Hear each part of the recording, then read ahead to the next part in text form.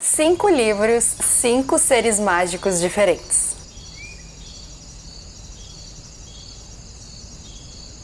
Oi amigos, eu sou a Paloma e esse é o meu canal onde eu falo sobre livros. Porém, eu fiquei um pouco obcecada por piratas no mês passado. Eu acabei lendo muitos livros sobre o mar, muitos livros sobre essas pessoas incríveis, maravilhosas, aventureiras e eu fiquei obcecada por piratas. Se você não sabe do que eu tô falando, dá uma olhadinha nesse vlog que tá marcado aqui no card. Então, eu queria voltar às minhas raízes mágicas nesse mês de março. Por isso, eu escolhi 5 livros diferentes com 5 seres mágicos diferentes. Eu tô muito acostumada a fazer vlogs temáticos onde eu ponho vários livros do mesmo ser mágico em um vídeo só. Então, por exemplo, só vampiro, só lobisomem, só dragão, enfim. Só que dessa vez decidi mudar um pouco essa dinâmica e eu escolhi 5 livros aleatórios com 5 seres mágicos aleatórios pra gente ler nesse vlog. E agora eu acho que vocês estão entendendo as minhas escolhas no meu vídeo de TBR, onde eu escolho os livros que eu vou ler esse mês. Também tá marcado aqui no card, caso você não tenha assistido, e eu acho que vai fazer mais sentido. Eu tentei pegar seres clássicos e 2 que eu não leio muito, mas que faz sentido também com essa temática de vlog. O primeiro ser mágico clássico, gente, são as bruxas.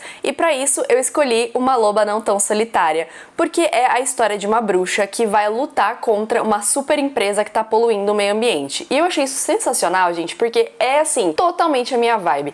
Pra quem me conhece há mais tempo, sabe que eu sou engenheira ambiental de formação, então quando eu vejo esses tipos de livros, assim, com essas temáticas ambientais, eu fico muito curiosa. Nesse caso, a autora entrou em contato comigo pra perguntar se eu não queria ler o livro dela, e eu obviamente aceitei, porque eu achei que ficava, assim, super a ver, tanto com esse vlog, quanto com a minha personalidade. Eu admito que eu não leio muitos livros de bruxa, porque, assim, não são seres mágicos que eu gosto muito de acompanhar. Tem gente que gosta muito de livros de bruxas, né? Não é o meu caso. Mas eu acho que esse eu vou gostar, então esse é um livro nacional que tá me esperando no meu Kindle. A minha segunda escolha de criatura clássica são os licantropos, ou lobisomem se você preferir. E pra isso eu vou ler Feras em Campo. A Luísa, gente, é uma amiga aqui do YouTube e ela lançou esse livro aqui pela editora Buzz. Eu já li outros livros da Luísa, inclusive histórias curtas, aqui com vocês no canal. Ela tem histórias temáticas de vampiro, ela tem histórias temáticas de vampiros no Natal, então assim, eu amo a escrita da Luísa. Quando eu vi que ela ia lançar esse livro pela editora Buzz, eu fiquei muito feliz, gente, porque esse aqui é mais um passo na carreira de autora dela, então eu estou animadíssima para ler esse livro. Como eu falei, esse livro aqui vai entrar na categoria dos lobos, porque nesse caso nós temos 2 meninas, elas são rivais em times de futebol. Se eu não me engano, tá, gente? Posso estar errada, mas eu acho que é isso aí. Só que elas também são licantropos, ou seja, elas podem se transformar em lobos. Então, eu acho que esse livro aqui vai ser perfeito para a categoria de lobisomem, que também é uma criatura, um ser mágico clássico, gente, quando a gente vai pensar em seres mágicos. O terceiro ser mágico, que é clássico, e vocês já devem estar esperando, são os vampiros, gente. Não tem como você ler um livro de seres mágicos sem colocar nenhum vampiro, porque assim, é o mais clássico de todos, vocês entendem? Então, por isso é que eu escolhi Inimigo Imortal, porque nesse livro aqui nós temos vampiros. Nesse caso, eu acho que a nossa protagonista não é uma vampira. Eu acho que os vampiros meio que sequestraram a família dela, alguma coisa assim. Apesar dele ter sido lançado pela Galera Record, eu acho que ele tem essa pegada um pouco mais sombria, sabe? De vampiros mais cruéis. O que me deixa muito curiosa, porque a maioria dos livros de vampiro que eu venho lendo são vampiros românticos, né? Então, assim, vampiros apaixonados. Então, quando eu vejo vampiros cruéis, que também é uma outra vertente, né, do vampirismo dentro da literatura,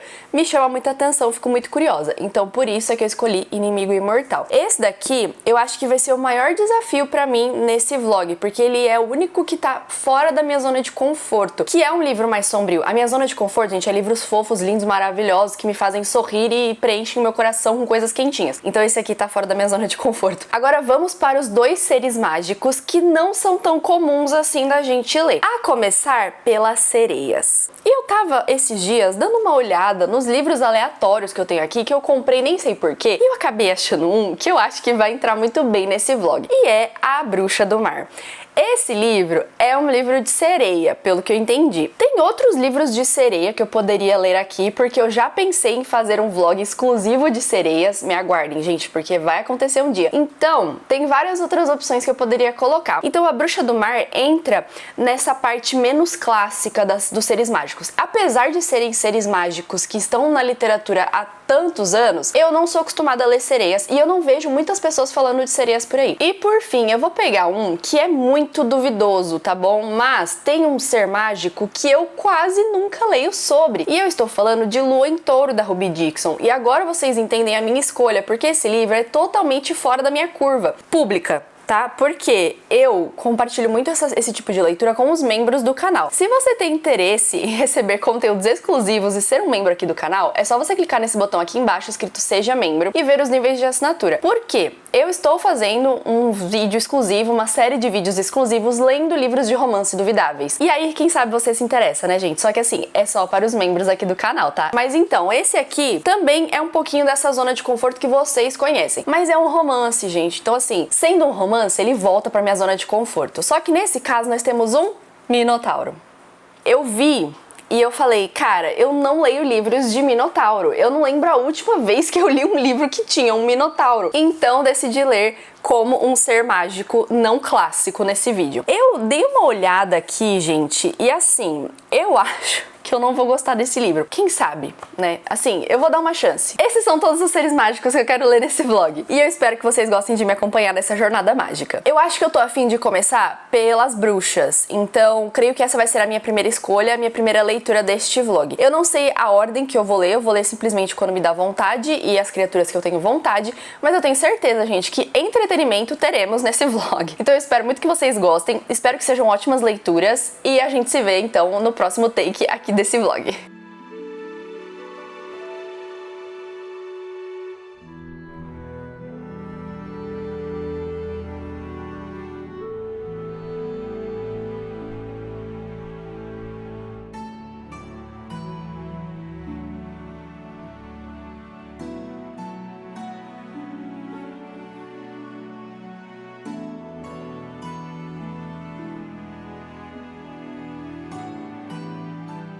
Gente, eu tenho muito pouco para oferecer de carisma para vocês hoje, porém eu acabei de acabar a minha leitura de Uma Loba Não Tão Solitária e eu simplesmente amei esse livro. Então vamos conversar sobre a primeira leitura deste vlog, que vem representando as bruxas, então eu vou pegar um pouquinho mais pesado nessa parte, mas assim, eu já adianto para vocês que não há motivos para que eu não dê 5 estrelas para esse livro. Para ser bem honesta com vocês, eu só conheci esse livro porque a autora entrou em contato comigo e ela me disse que achava que esse livro ia ser muito meu perfil.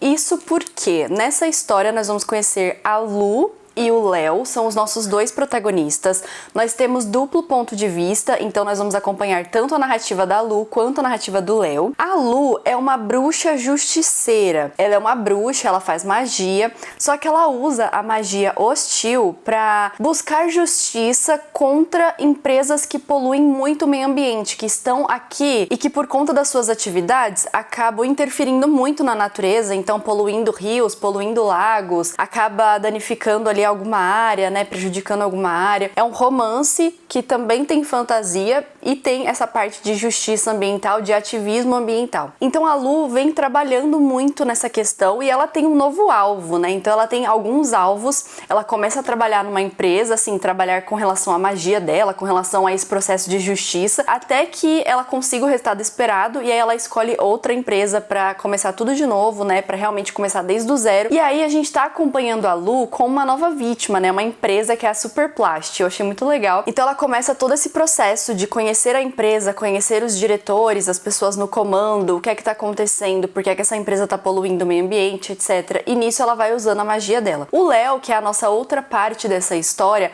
é um dos funcionários dessa empresa. Ele acaba mexendo com a contabilidade da empresa. Ele também começa a perceber algumas coisas estranhas, porque ele é considerado aquele cara super metódico, sabe, que ama os números. Então quando ele começa a ver alguns números estranhos que não deveriam estar nas suas planilhas, ele começa a se questionar o que é que a empresa está fazendo com o dinheiro que anda recebendo, que diz que tá distribuindo em algumas ações ali e não faz muito sentido na cabeça dele. Eles acabam se conhecendo por um acaso. Eu vou colocar por um acaso, mas é porque o Léo é um cara muito observador e ele começa a observar sempre a mesma menina aparecendo nas reuniões deles e é assim que ele conhece a Lu e eles entram nesse acordo para que juntos eles continuem continuem nesse processo para que a verdade venha à tona. Só que, conforme eles vão se aproximando, eles vão percebendo que talvez eles possam sentir coisas um pelo outro, né? E aí, gente, eu já começo a entrar na minha opinião, barra nos elementos da história, porque esse livro é a mistura perfeita de romance, fantasia e ativismo ambiental, como eu falei pra vocês. A parte do romance, pra mim, é a que mais se sobressai, assim, porque pra mim esse livro é um livro de romance, tá? As outras duas coisas, as outras duas vertentes dele são um pouquinho menores, assim, no nível de presença na história. Nós praticamente temos opostos se atraem, porque a Lu é uma bruxa muito caótica, muito impulsiva, e o Léo é aquele cara super metódico, super controlado, que juntos dão certo. Então, ela traz um pouquinho de caos pra vida dele, no bom sentido, e ele traz um pouco de estabilidade pra vida dela. E juntos, gente, eles simplesmente vão formando uma química ali, eles vão se conhecendo. Um dos pontos altos desse romance é que o Léo é um homem assexual, e eu amei a representatividade dele dentro do livro, porque a autora leva isso como uma forma muito natural, sabe? Quando a gente vai falar de assuntos importantes em que um personagem representa esse assunto, muitas vezes os autores tiram, por exemplo, cenas específicas para que isso seja discutido, desenvolvido.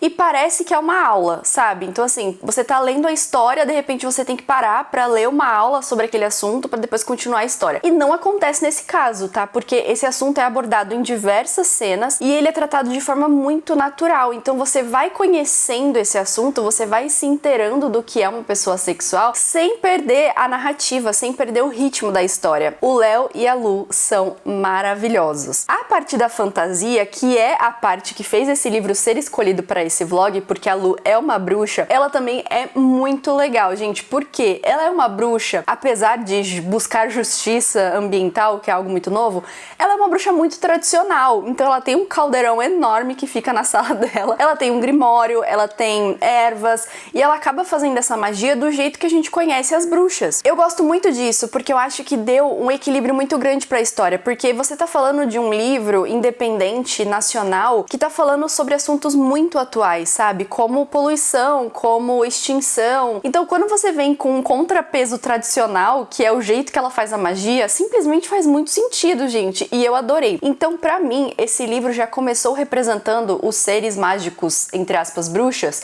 muito bem, tá? Porque eu acho que a Lu é incrível. Eu gostaria sim de ter visto um pouquinho mais do passado dela, porque pelo que eu entendi, a Lu é uma loba solitária, né? Que é justamente a brincadeira que o título faz. Porque ela se afasta das suas irmãs bruxas, então ela tinha um círculo de bruxas, ela participava desse círculo e juntas elas lutavam por uma causa maior. Só que a Lu acaba se distanciando delas, então agora ela trabalha sozinha, ela é uma bruxa nômade. Eu adoraria ter visto um pouco mais da vida dela, sabe? Assim, de como era essa vida em conjunto, sendo todas bruxas lutando por uma causa em comum. Porque eu acho que no fundo é sobre isso que a gente quer ver quando a gente lê livros de bruxas, porque a gente sabe que as bruxas elas têm muito essa conexão uma com a outra, né? A Lu, em especial, tem uma coisa muito maravilhosa porque ela tem uma conexão muito grande com a natureza. Então a todo momento a gente tá falando de natureza, a gente tá falando de vegetação, a gente tá falando de animais, a gente tá falando da energia que o mundo passa pra ela. Então eu também gostei muito dessa parte. O que me leva ao terceiro ponto, né,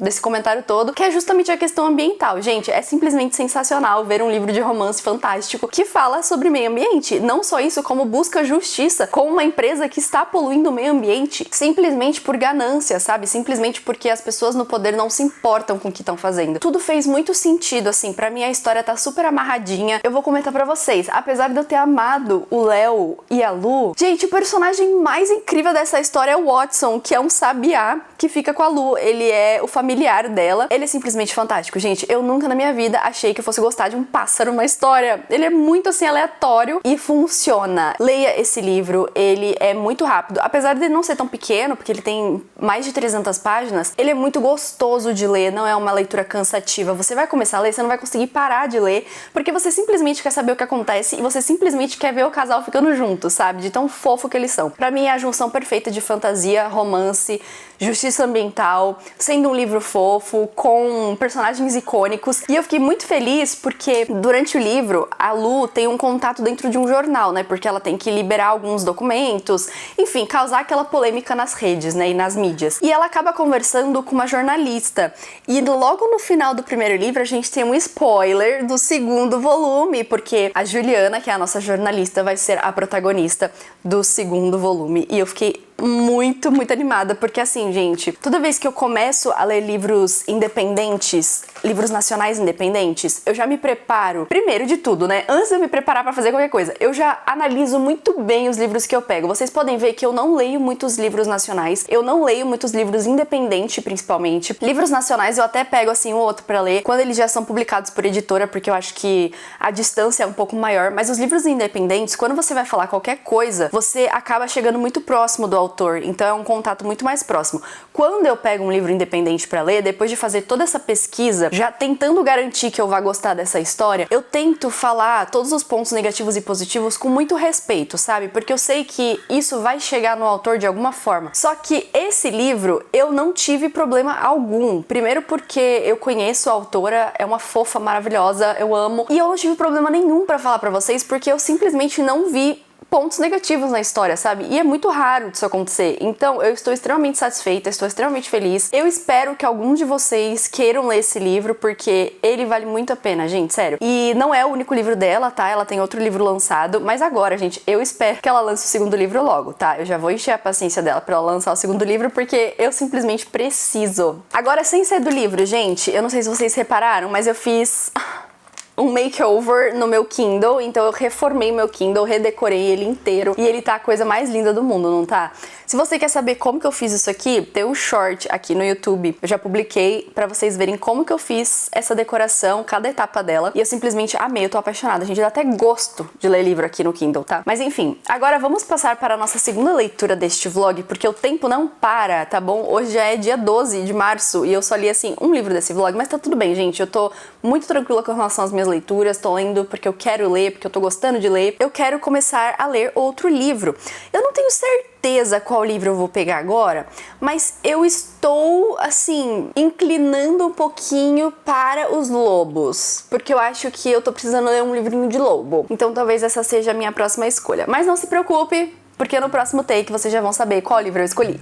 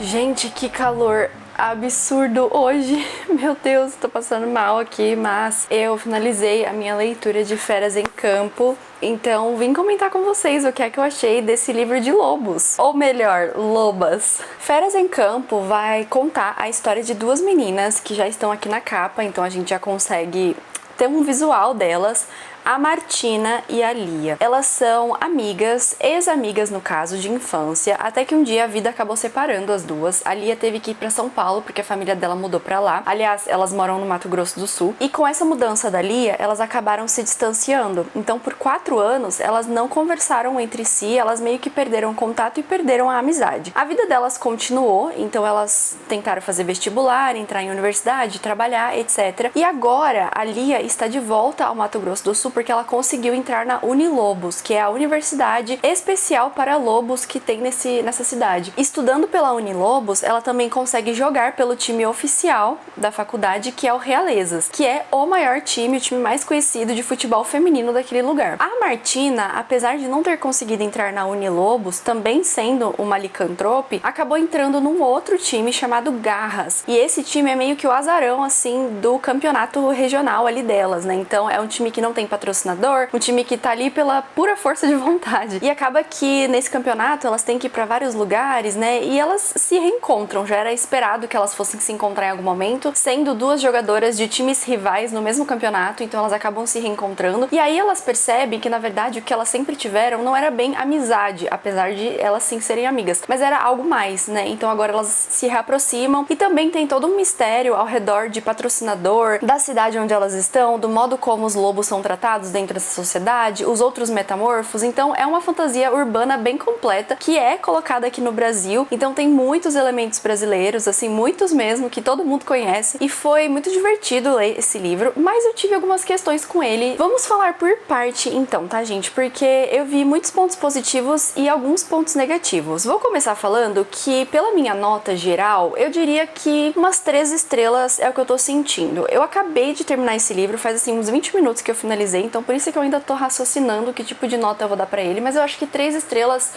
resume muito bem o que eu senti com essa história. Vamos começar falando de Lia e Martina, porque elas são muito fofas. Elas têm personalidades muito distintas. A Lia é uma pessoa muito soturna, muito tímida, que fica na dela, muito quieta, ao mesmo tempo em que ela tem uma personalidade muito forte, assim. Ela tá no time do Realezas e tem todas as meninas ao redor dela, elas estão tentando fazer amizade com a Lia, só que a Lia insiste em ficar no cantinho dela, mesmo querendo fazer amizade com as outras, mesmo querendo se enturmar, sabe? Ela é uma pessoa que demora um pouquinho pra esquentar o coração com relação às outras amigas. E a Martina já é o oposto da Lia, ela é uma pessoa muito explosiva, muito impulsiva, tanto que ela é conhecida por conta dessa personalidade dela dentro do campo, né? Uma jogadora muito forte, uma jogadora que dá tudo de si. E isso tem muito a ver com o fato da Martina não conseguir controlar muito bem a loba dela, porque as duas são licantropes, ou seja, elas conseguem se transformar em lobos. Elas não são lobisomens, que foi algo que eu falei logo no começo desse vídeo, assim. Então, pra deixar tudo muito claro, elas conseguem se transformar em lobas mesmo, assim, lobas grandes, né? E é muito legal ver a interação das duas, porque elas são amigas, mas elas também têm um sentimento a mais que vai sendo desenvolvido durante a história, então elas basicamente se apaixonam. Só que elas são jogadoras rivais, né? Então existe também essa coisa de amor proibido, sabe? Mas é bem sutil, gente, assim, eu não senti nenhum problema com isso, porque eu não gosto de amor proibido, mas é bem sutil e faz sentido, porque elas duas, como personagens, são muito legais de acompanhar. Fora que elas têm toda essa coisa com a loba e cada uma tem a sua personalidade, então eu gostei muito das personagens principais. Eu acho que elas são realmente o brilho da história, porque esse livro pra mim é um livro de romance que também fala de esporte, né? Ele é um romance de esporte. O segundo ponto é justamente os dois times, né? Porque nós temos o Realeza e o Garras. Então, os dois times são muito interessantes porque os dois são de futebol feminino e nós temos muitas meninas incríveis jogando, e também a amizade delas, né, entre si, entre um time e outro. Eles são rivais, mas assim, elas acabam se encontrando em vários momentos da história.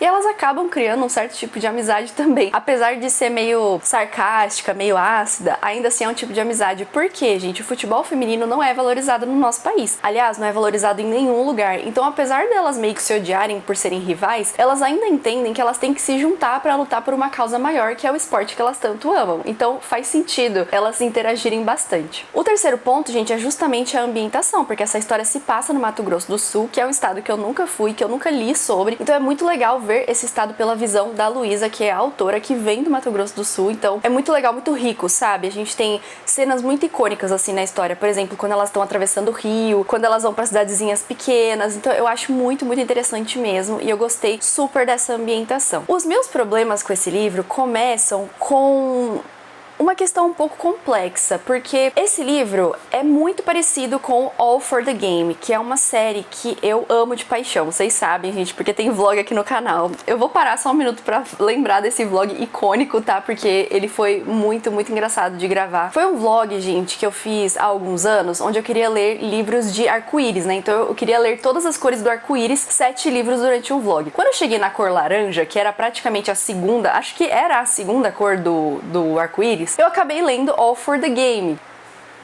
que começa com The Foxhole Court, né, que aqui no Brasil foi traduzido como A Toca das Raposas. Aí eu comecei a ler esse livro, eu me apaixonei completamente pela história, eu tive que pausar o vlog e ler os outros 2 livros da série, e eu li a trilogia inteira em 4 dias. E eu chorava tanto, porque é um livro com tantos traumas, sabe? É um livro tão pesado, tão viajado, e eu chorava tanto, gente, que fez sucesso o vlog justamente porque eu achei que eu fosse fazer um negócio divertido, e acabou que eu descobri uma série favorita, cheia de tristeza. Então foi um vlog muito divertido de gravar. Eu acho que muitas pessoas chegaram aqui no canal através desse vlog nessa época, então eu amei. E eu continuo amando muito All for the Game. Vocês podem ver que tem um nicho especial pra essa série aqui na minha estante, porque eu tenho as versões americanas e as versões brasileiras, de tanto que eu amo. E quando eu comecei a ler Férias em Campo, eu acabei observando muitas semelhanças entre as duas histórias, sabe? Apesar de ainda terem teorias diferentes, porque All for the Game ou The Foxhole Court, que é o primeiro livro, tem muitos traumas, como eu falei, é uma história muito carregada emocionalmente, sentimentalmente falando. E esse daqui não, gente, ele vem como um livro mais leve, um livro mais divertido, mais despretensioso, que também tem elementos que me lembram All for the Game. Então, eu acho que se você quer ler A Toca das Raposas, mas você tem medo de todo o trauma, de toda a carga emocional que essa série vai te trazer, então esse livro aqui é pra você, porque ele traz muitos elementos maravilhosos da história que eu amo, mas de uma forma mais leve, como eu falei, mais despretensiosa. Só que assim, gente, eu não posso ignorar o fato de que sim, são elementos semelhantes e que eu amo muito, muito, muito uma das séries, sabe? Então esse livro ficou um pouquinho opaco com relação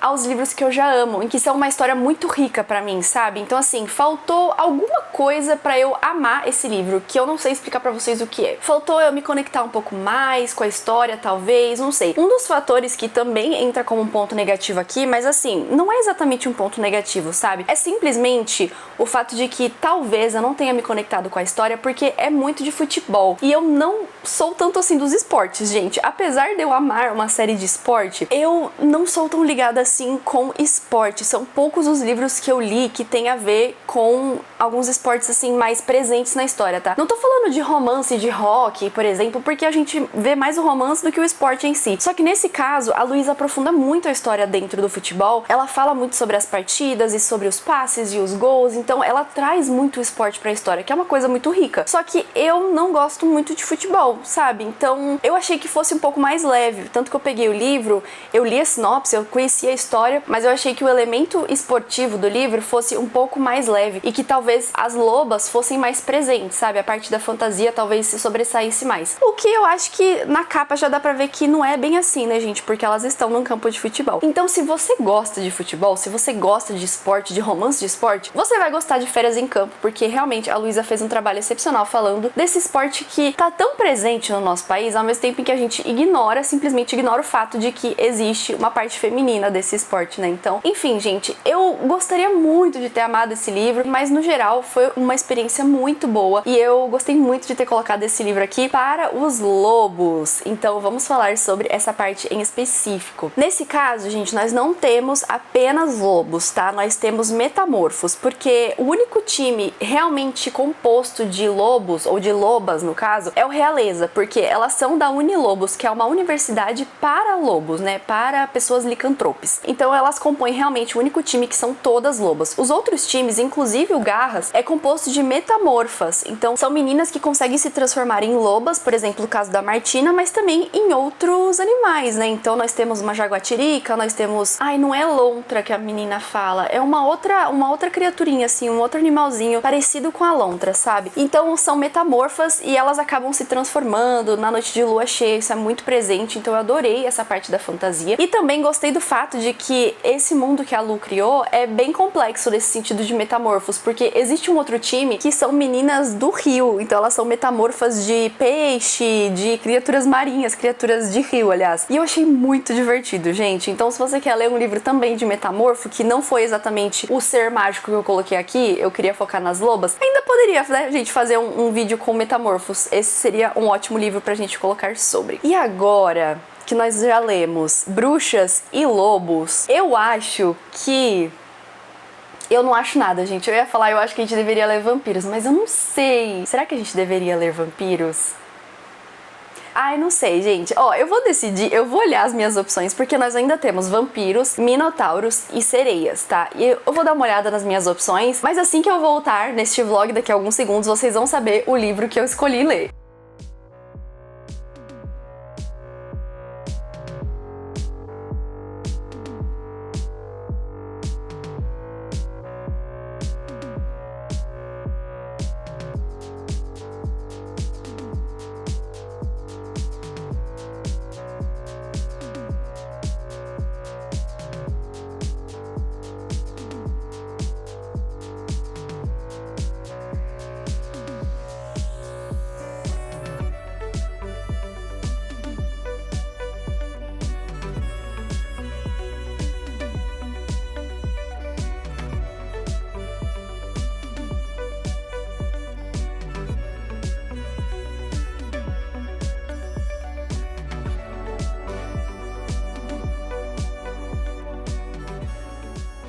Eu tava lendo agora e a minha escolha foi Inimigo Imortal, né, pra gente ler a parte vampiresca deste vlog. E eu cheguei na página 176, capítulo 27. E eu estou cansada de tentar gostar desse livro, porque ele não tá fluindo pra mim. E isso me deixa muito, muito chateada, porque eu só ouvi coisas boas deste livro desde que ele foi lançado lá fora. Eu acabei vendo as resenhas do Goodreads, as resenhas do Storygraph, e as pessoas estavam dando 5 estrelas e falando que ele era maravilhoso e era diferente. Enfim, ele é muito diferente do que eu tô acostumada. Eu acho que ele é um livro super original, mas ele não tá fluindo pra mim e eu tô muito chateada e eu não estou conseguindo fazer o que eu queria fazer com os vampiros neste vlog. Então, eu sinto que a melhor decisão é abandonar esse livro por enquanto. Não sei se eu vou conseguir ler ele algum dia. Talvez eu até consiga,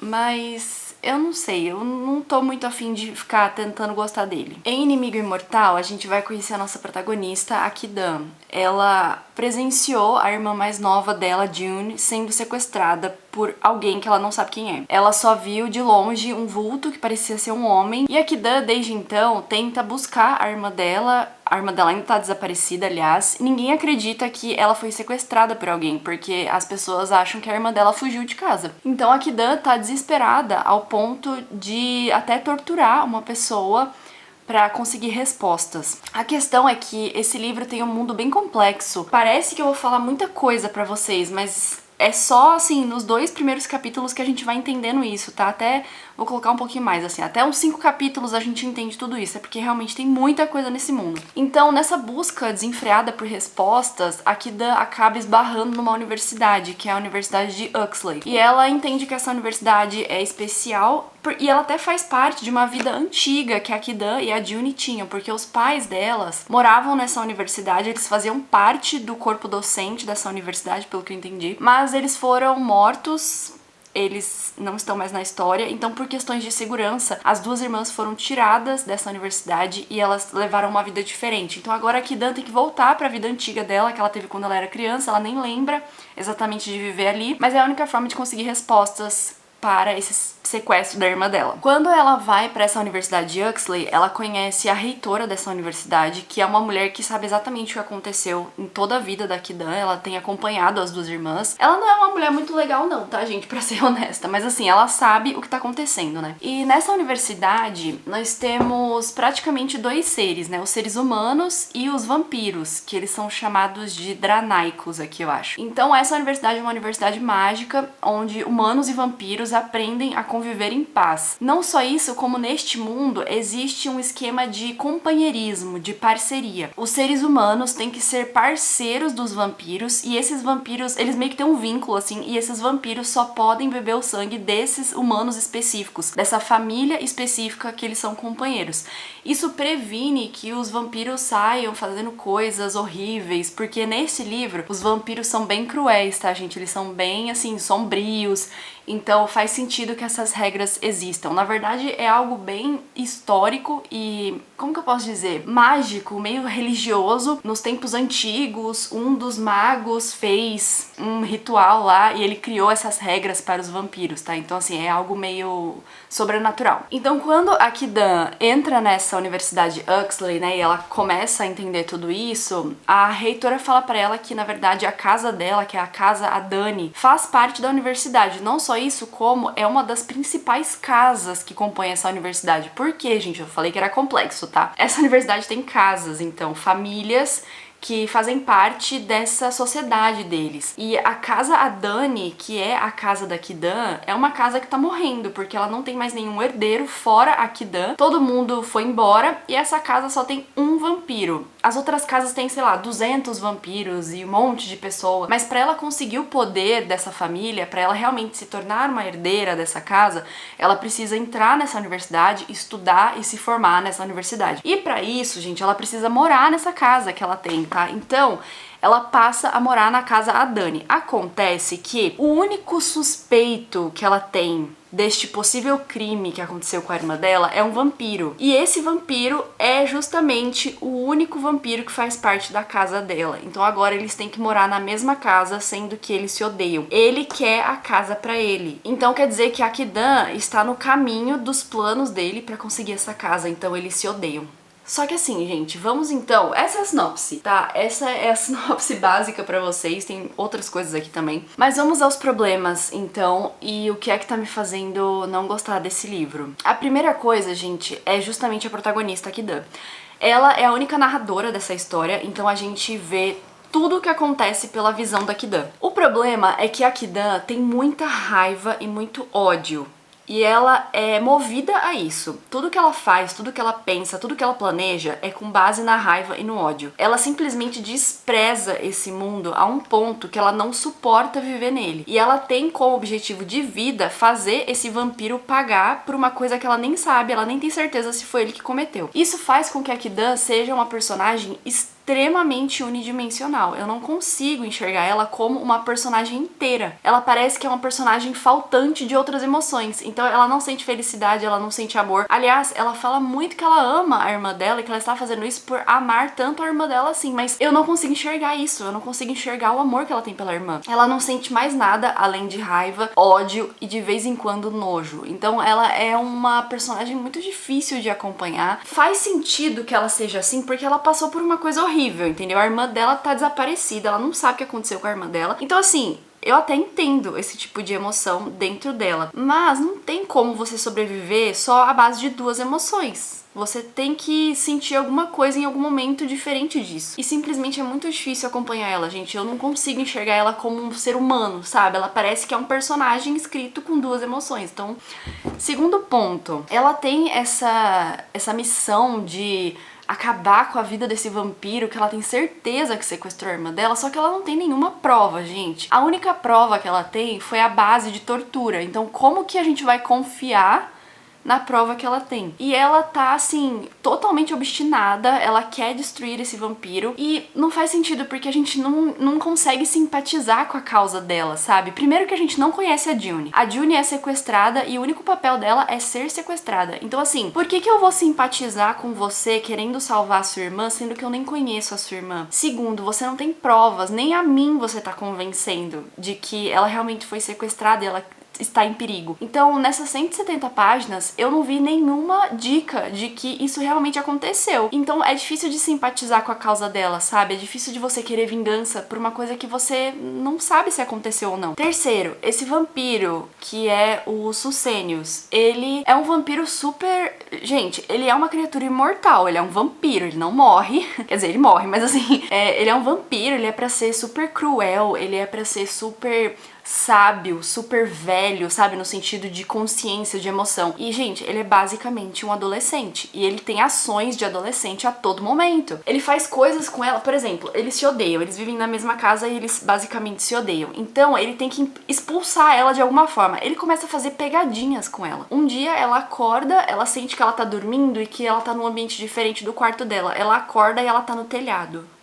E foi ele que colocou ela lá. Mas ele é um vampiro cruel e sábio, hein, gente? Ele não é um adolescente. Então também não tô entendendo que tipo de vampiro nós estamos falando aqui. É um vampiro que está na universidade? É, mas em nenhum momento ele foi colocado como um adolescente vampiro. Ele é pra ser esse vampiro super cruel, que faz coisas horríveis, e ele é colocado na história pra gente odiar ele ao mesmo tempo que a gente ama ele, sabe? É aquela dualidade de vilão que a gente tanto ama, só que não tá funcionando pra mim, eu não tô entendendo o papel dele aqui. E ele fica lutando contra essas acusações que a Kidan tem com ele, só que ao mesmo tempo ele também não oferece provas de que ele é inocente. Então assim, ele disse, ela disse. E eu não simpatizo com ninguém porque eu simplesmente não consigo simpatizar com ninguém. E o outro ponto, gente, é a escrita do livro, porque eu achei que esse livro fosse ser muito fluido. Eu tenho como base os livros lançados pela Galera Record, tá? Por quê? Eu acho que a curadoria da Galera Record é muito jovem, não só isso, como eles são meio farofões mesmo, e eles sempre escolhem livros que são fluidos, que são fáceis de ler, porque isso agrada o público que eles têm como foco, como público-alvo. Então, eu jurava que esse livro ia ser super fluido, ele não é grande, então eu comecei a ler, assim, já esperando mergulhar na história e não conseguir parar de ler. Que não foi o caso, gente, porque a escrita da autora não é ruim, é uma escrita boa. Eu acho que ela usa termos, ela usa palavras, assim, muito maduras pra idade dela, sabe? É mais maduro, sabe? Ele é mais sombrio, ele é um Dark Academia, então você espera que ele seja mais dificinho de ler mesmo. Então, assim, a escrita dela não é ruim, só que o problema é que a escrita dela não é fluida. Então a gente tem um capítulo, por exemplo, e no mesmo capítulo a gente tem várias cenas que trocam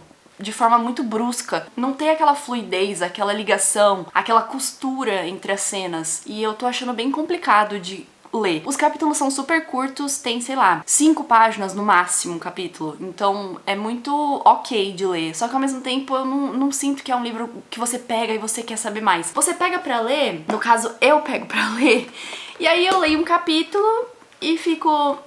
Ah, será que eu devo ler outro capítulo? Ah, acho que eu vou ler, vai. Eu tô lendo esse livro pra um vlog, né? Então eu vou ler um próximo. Não é aquele livro que você quer saber a verdade, que você quer saber a resposta. E eu sinto que é uma história que é um mistério, é um grande mistério. Onde está a June? O que aconteceu com a June? O Sucenius é mesmo culpado desse crime? Ela foi sequestrada? O que tá acontecendo? É um mistério muito grande, só que ele não te dá dicas. Ele não te dá nenhum tipo de migalha pra você seguir. Todas as provas que ela acha não são provas. O que ela acha que ela sabe da cabeça dela. Então, assim, é um livro que eu não sei, gente, ele não flui. E eu queria tanto gostar desse livro, eu queria muito gostar desse livro.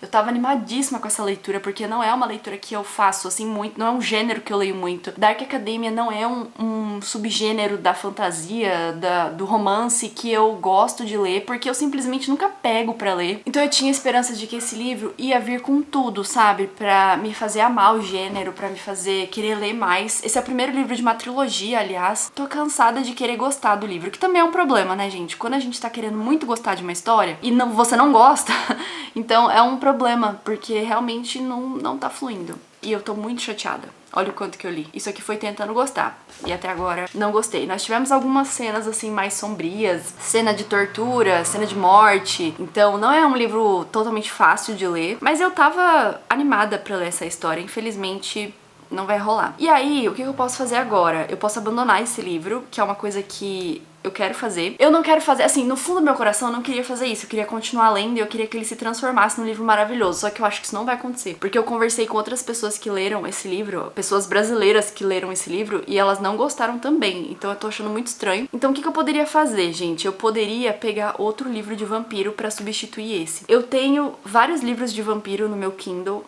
São sempre histórias que eu compro porque eu gosto, mas eu queria dar prioridade pros livros físicos da minha estante, porque eu tenho muitos livros físicos aqui que precisam ser lidos e eu tô tentando dar prioridade pra eles, apesar do meu Kindle também estar fora de controle. A gente tem que solucionar um problema de cada vez, tá? Então o problema desse ano é a minha estante de livros físicos. Eu tenho um livro de vampiro aqui que talvez faça sentido ler com vocês. Eu sei que não foi pra isso que vocês entraram aqui, não foi por esse livro que vocês entraram aqui, mas eu tenho Carmilla, que é a vampira de Karnstein, ou o que algumas pessoas chamam de A Primeira Vampira. É um livro que me chama muito a atenção, eu ganhei de presente da minha amiga Evelyn, e ele tava na minha lista de desejos há muito tempo, porque ele é um clássico, assim, das histórias de vampiro, sabe? Eu quero muito voltar a ler livros clássicos de vampiro, porque a maioria dos livros de vampiro que eu li na minha vida foram livros contemporâneos. Então eu gostaria de ver esses livros mais antigos, mais tradicionais de vampiro. Isso é uma coisa que Inimigo Imortal tem de bom, porque esse livro aqui eu acho que puxa mais pra essa coisa tradicional do vampiro malvado, porque aqui, gente, todos os vampiros são cruéis, tá? É um livro bem intenso, assim, não tem vampiro bonzinho. Então eu gosto dessa coisa tradicional do vampiro ruim, sabe? Do vampiro vilão. Então talvez ler Carmilla com vocês seja uma boa opção. Eu acho que eu vou tentar, porque eu quero ler um livro de vampiros. É um vlog, gente, com 5 seres mágicos. Então tem que ter 5 seres mágicos. Então eu vou tentar ler esse aqui. E aí depois eu resolvo o que eu faço da minha vida com relação a Inimigo Imortal. Mas saibam que eu estou extremamente chateada por ter que abandonar esse livro, porque senão esse vlog não vai andar. Assim, ele tá travado nesse livro, já faz dias que eu tô lendo ele, aliás. Enfim, ficou uma atualização gigantesca, peço desculpas, mas vamos ler Carmila.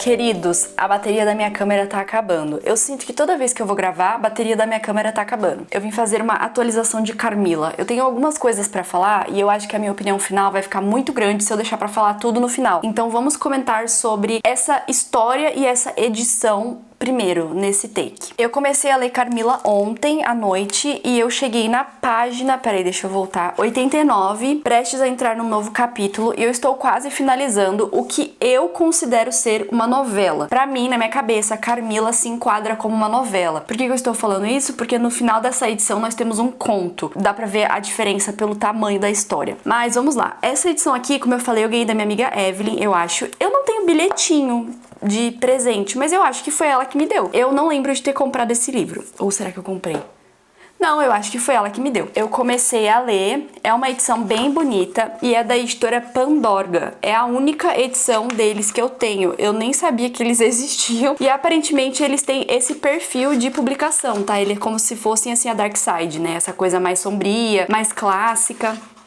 Então a edição é bem cuidadosa, eu achei. E tem algumas ilustrações também no meio da história, não são muitas, mas deixa eu pegar aqui uma pra vocês verem. Então ela tem esse estilo bem clássico que eu gosto. Mas eu queria falar sobre esse texto aqui, que é que começa a edição. É um texto chamado Vampiros, a Essência do Gótico. Não tem autor, então creio que tenha sido o editor que tenha feito esse texto, mas enfim, eu queria conversar sobre ele. Ele tem uma folha, então eu não vou ler tudo, mas eu achei muito interessante porque ele dá um contexto para as duas histórias que nós vamos ler dentro dessa edição. O primeiro contexto que ele dá é que as histórias de vampiros surgiram na Europa, principalmente na Hungria, entre 1730 e 1735. E elas foram tão enraizadas na cultura europeia deste momento da história que virou realmente uma crença popular de que os vampiros existiam. Então eles faziam até mesmo rituais para quando a pessoa morresse, ela fosse enterrada de alguma forma específica para que ela não fosse pega por vampiros. Ou vem aquela crença do alho, da água benta, da estaca, da prata. Então é um negócio assim bem enraizado mesmo na cultura europeia. E é lá que surgem os primeiros textos de vampiros, que é o que fala na segunda página. Por quê? Eu acho muito importante a gente falar isso, tá, gente? Porque os textos de vampiro não se originaram na língua inglesa. Eles se originaram provavelmente na Europa. Pelo nome deles aqui, foi na Europa, que é justamente no século 18 e 19, principalmente no ano de 1748 e no ano de 1813 e 1810, tem um aqui de 1810, que foram os três textos, creio eu, europeus que trazem o vampiro fictício, vamos colocar dessa forma. Agora vem os dois últimos parágrafos desse texto que eu queria ler pra vocês porque eu achei eles muito interessantes. Acredita-se que a primeira história de vampiros em prosa publicada em inglês seja de John Polidori, O Vampiro, de 1819. Sobre um misterioso aristocrata chamado Lord Ruthven que seduz mulheres jovens apenas para drenar o sangue delas e desaparecer. Essas obras e outras inspiraram importantes histórias de vampiros, que incluem, por exemplo, Carmila, de Sheridan Le Fanu, que estabeleceu a vampira Femme Fatale. Ainda que Drácula seja indiscutivelmente a obra mais importante da ficção vampírica, trazendo as características que se enraizaram no imaginário popular como vampiros com habilidades sobrenaturais que incluem desde controle da mente até mudança de forma, uma linhagem nobre e aristocrata e uma origem leste-europeia. Carmila é inovador pelo caráter enigmático dado à personalidade do vampiro, do qual muito se valerá a personagem de Stoker. E por isso que eu achei interessante falar sobre esse texto, porque Carmila vem antes de Drácula e é uma das inspirações do Stoker para escrever O Drácula, que é assim, o texto vampiresco mais famoso da história dos vampiros. Temos Anne Rice também com a entrevista do vampiro, mas eu acho que Drácula ainda supera ela por conta do momento em que ele foi escrito, né? Porque ele é um pouco mais antigo e ele vem trazendo toda essa carga vampiresca que a gente conhece hoje que outras histórias usam. E eu achei isso muito interessante porque toda vez que eu ouvia falar de Carmila, eu ouvia que ela era a primeira vampira. E na minha cabeça era o primeiro texto de vampiro. Não, gente, ela é a primeira vampira porque ela é uma protagonista mulher sendo uma vampira. Diferente dos outros textos que tinha como protagonista um nobre da aristocracia que atacava mulheres inocentes pra drenar o sangue delas. Aí o mais legal dessa edição é que a gente tem Carmila, então é um livro de Carmila, né, gente? Ele começa assim, e depois no final nós temos O Vampiro, que é o texto que vem antes de Carmila, que é um conto, na minha cabeça, na verdade. Então eu consigo ler a novela Carmila, que é a primeira vampira, a Femme Fatale, depois a gente comenta sobre ela. E também Vampiro, né? O Vampiro, que foi o texto que aparentemente inspirou todos os outros dentro da língua inglesa como prosa. E é isso, eu queria comentar sobre essa parte mais técnica da edição, porque eu acho que é muito interessante, gente. Eu tô gostando bastante. E eu já segui a Pandorga nas redes sociais, porque eu realmente não conhecia, não sabia da existência deles, mas eu gostei. São 3 horas da tarde, gente. Eu tô na página 89. Vamos supor que eu estou em 50% do livro. Não tenho certeza se eu consigo terminar hoje, mas eu vou tentar. E é isso que importa.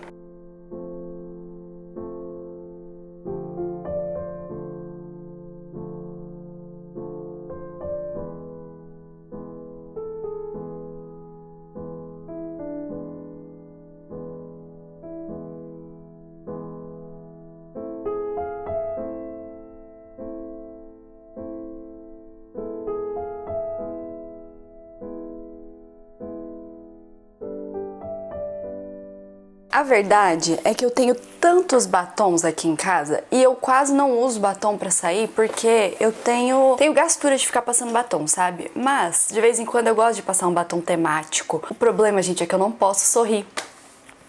O batom vai tudo pros meus dentes. Quem mandou, né, ter o sorriso gigante? Finalizei minha leitura de Carmila ontem à noite, como eu tentei fazer já. Porque assim, gente, nós estamos um pouco travados nesse vlog, mas tá tudo bem, porque eu quero levar as minhas leituras de forma muito leve esse ano. Então, conforme eu for lendo, eu vou fazendo esse vlog. Hoje é dia 1º de abril, por isso que eu estou comentando isso com vocês. Eu realmente achei que eu fosse terminar esse vlog em março, mas não deu, porque ainda faltam 2 leituras, né? Vamos com calma, vamos começar do começo, vamos falar de Carmila. Foi muito bom ter feito aquele comentário ontem com vocês desse primeiro texto que introduz as obras de Carmila e o Vampiro pra nós. Então vamos falar sobre o que é que eu achei da história de Carmila primeiro. Quando eu fui colocar minha nota ontem no Storygraph, eu vi que 2 das minhas colegas tinham lido. Uma deu 4 estrelas e a outra deu 2 estrelas, o que eu achei bem engraçado, porque Carmila, pelo jeito, divide opiniões, mas eu sou do time que gostou de Carmila. Eu também dei 4 estrelas pra ele. É uma novela, como eu falei pra vocês ontem, eu acho que se enquadra numa novela, porque ele é menor do que um livro e maior do que um conto. E Carmila vai contar a história dessa garota Laura, que vive com o pai dela num castelo bem isolado no leste europeu. Essa história eu estranhei um pouco porque ela não é tão sombria. O castelo onde eles moram, a própria Laura, que é a protagonista do livro, ela não é uma pessoa sombria, assim, não é uma história gótica, sabe? Eles simplesmente vivem num castelo que é mais afastado de todo mundo. Então ela começa essa história falando que ela se sente muito, muito solitária nesse castelo, porque ela é uma jovem que vive com o pai e os funcionários desse castelo.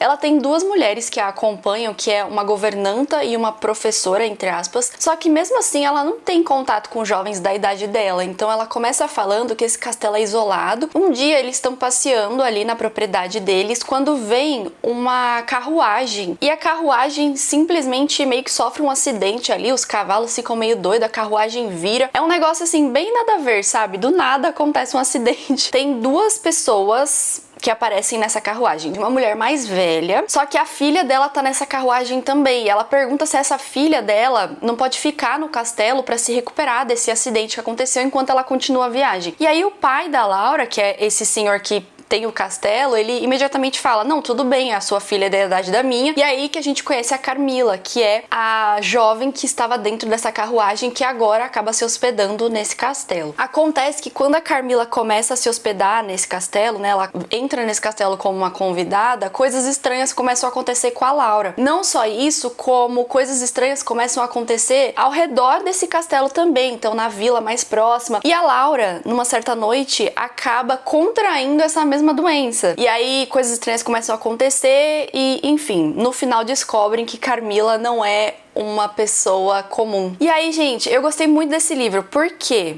eu gosto do fato da Carmila ser uma vampira. Ela é muito inocente aos olhos das pessoas quando ela tá como essa jovem indefesa. Ela usa esse papel de jovem indefesa pra atrair as pessoas e ela é uma menina muito inocente, muito ingênua. À noite, quando ela se transforma, porque a gente sabe que a Carmila é a primeira vampira, quando ela se transforma, ela vira essa femme fatale que eu comentei com vocês que tava no texto, porque ela é uma vampira, então toda essa coisa de sensualidade acaba envolvendo ela, principalmente o fato de que ela só ataca meninas jovens. Eu achei isso muito interessante, gente, porque quando você pega histórias de vampiros tradicionais que são antigas, por exemplo, essas que foram escritas em 1800 e alguma coisa, a gente sempre tem um vampiro homem, né, atacando meninas indefesas. E a Carmila não, ela entra nessa coisa de distorcer a sexualidade, porque ela é uma mulher atacando outras mulheres. Então, eu gostei do livro. Eu acho que é meio estranho o fato desse livro ter sido escrito por um homem. Sim, eu acho meio estranho, mas eu ainda assim gostei, não achei que ele forçou, sabe?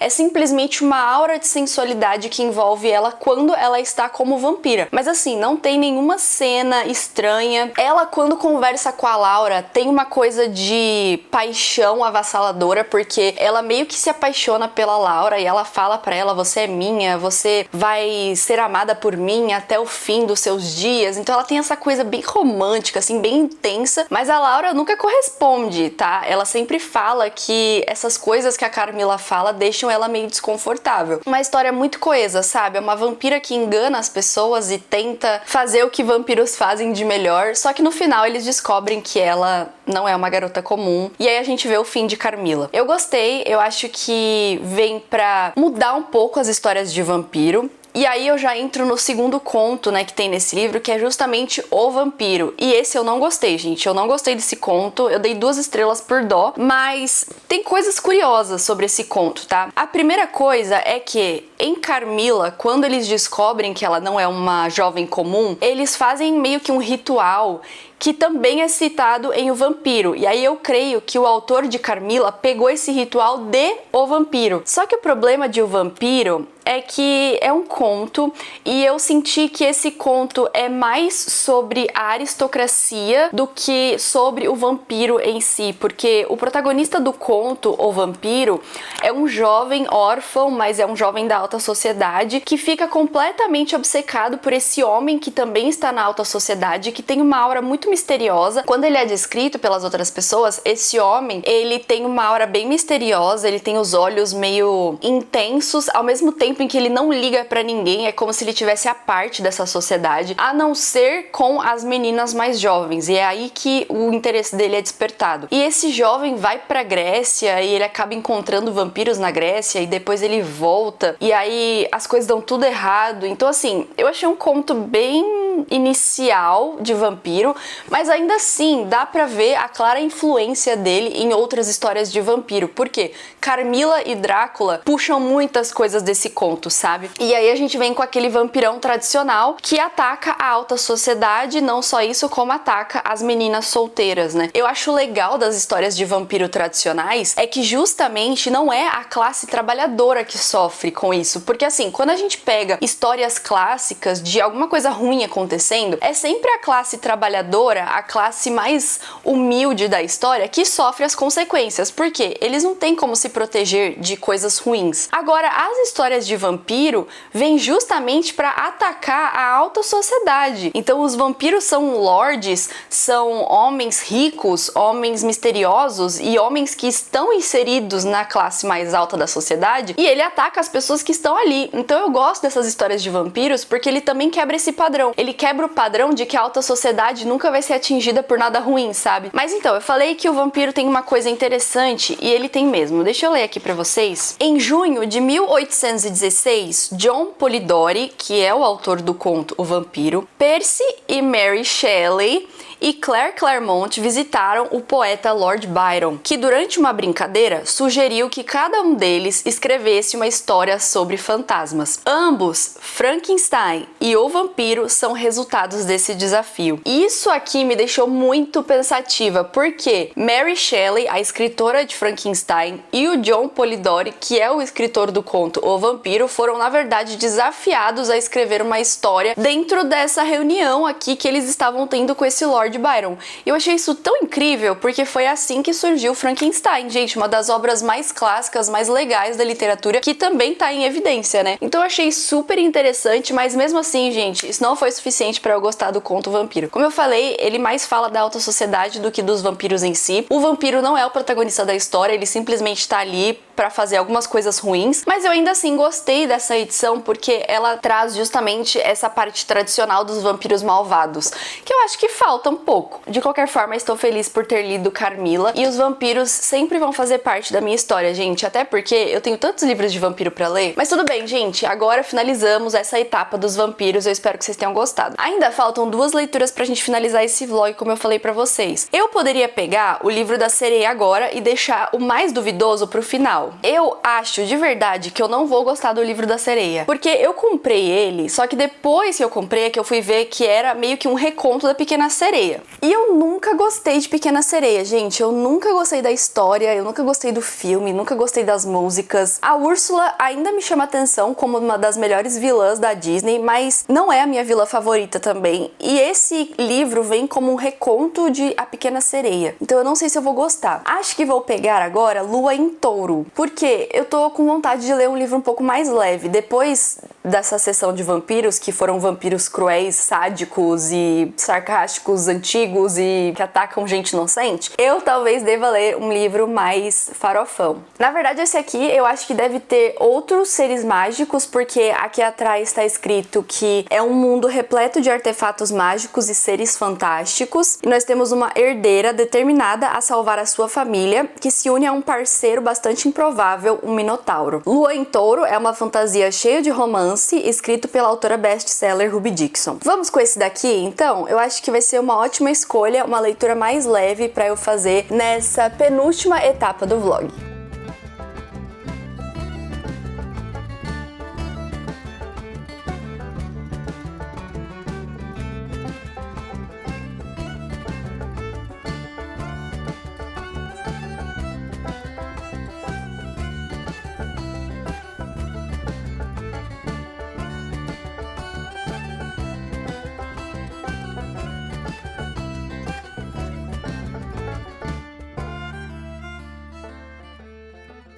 Eu comecei a minha leitura de Lua em Touro, consegui ler 51 páginas, que são 3 capítulos e um pouco do quarto. Porém, olha isso, gente, pouquíssimo da história, mas eu acho que vai ser legal eu comentar com vocês um pouco agora, porque eu sinto que já foram tantas informações apresentadas pra mim, já tem tanta coisa na minha cabeça sobre esse livro, que se eu deixar pra falar tudo, depois eu vou ficar muito perdida. Isso porque a Ruby Dixon é a mesma autora de Ice Planet Barbarians, que é uma série mega duvidável de romance, de aliens. Então é um alien romance. E assim, gente, eu já conhecia a Ruby Dixon por ser extremamente polêmica com as histórias de romance dela, porque ela pega muito esse trope de monster romance, que é aquele romance com monstros, né, com seres masculinos não tão humanos assim, não tão tradicionais. Então o Ice Planet Barbarians já vem quebrando muito tabus assim, desde que ela começou a publicar, ela já vem quebrando muitos tabus, muitos padrões das histórias de romance, e ela ficou conhecida por conta disso. Quando eu vi esse livro e eu vi que ele era da Ruby Dixon, eu também imediatamente lembrei dessa pegada dela, que é o que ela gosta de fazer, porque o nosso protagonista masculino é um minotauro e uma humana. E eu acho que eu não preciso falar mais nada, né? Ela já traz essa inspiração, esse conceito dela pra história. Eu sinto que a Ruby tá tentando sair deste padrão que ela mesma criou pra ela, com uma história extremamente rebuscada, com elementos extremamente desnecessários, pra meio que sair desse padrão que ela criou pra ela, como eu falei, de uma autora que só escreve romance de monstros, sabe? Eu sinto que ela tá tentando se consolidar como uma autora de romantasia e não uma autora de romances duvidáveis, o que pra mim é um problema. Quando a gente fala de Lua em Touro, nós temos uma protagonista que é a Aspet, eu acho que é Aspet. Ela vive num reino, na verdade é dividido em territórios, e cada um desses territórios é comandado por um detentor. Essa pessoa específica é como se fosse o governador de um estado, tá? E essa pessoa é responsável por cuidar de todas as pessoas que ali moram, e também tem uma fortaleza que é onde a família nobre mora. A Aspet é filha de um detentor, então o pai dela tem uma fortaleza, ela vive nesse lugar com o pai dela, a mãe dela faleceu, pelo que eu entendi. Só que ela acaba descobrindo que a família dela está totalmente falida. Por quê? Eles são chamados de detentores porque eles detêm artefatos mágicos. Neste mundo que a Ruby Dixon criou, existem artefatos mágicos que são objetos mágicos que são explorados, eles são achados como se fosse uma escavação arqueológica, e esses artefatos fazem coisas diferentes, tá? No primeiro capítulo, a gente tem uma visão de um dos artefatos mágicos que existe naquele mundo, que é uma carruagem que consegue transportar as pessoas, mas ela não tem cavalos. Então é mais ou menos isso pra vocês entenderem a ideia desses artefatos mágicos. O pai dela, como é detentor, ele deveria ter vários artefatos mágicos, mas a família dela está falida porque o pai dela é um péssimo administrador. Ele acabou vendendo grande parte dos artefatos que eles tinham. Ele também é viciado em jogo, em apostas, então ele acabou perdendo muitos artefatos, e isso é muito preocupante, porque uma vez que um detentor não detém nada, então ele é completamente inútil, e eles estão prestes, agora que eu vi que tá pegando sol em vocês bem aqui no canto, né, mas tudo bem, eles estão prestes a sofrer as consequências disso, porque um nobre que não pode se defender é só uma pessoa comum.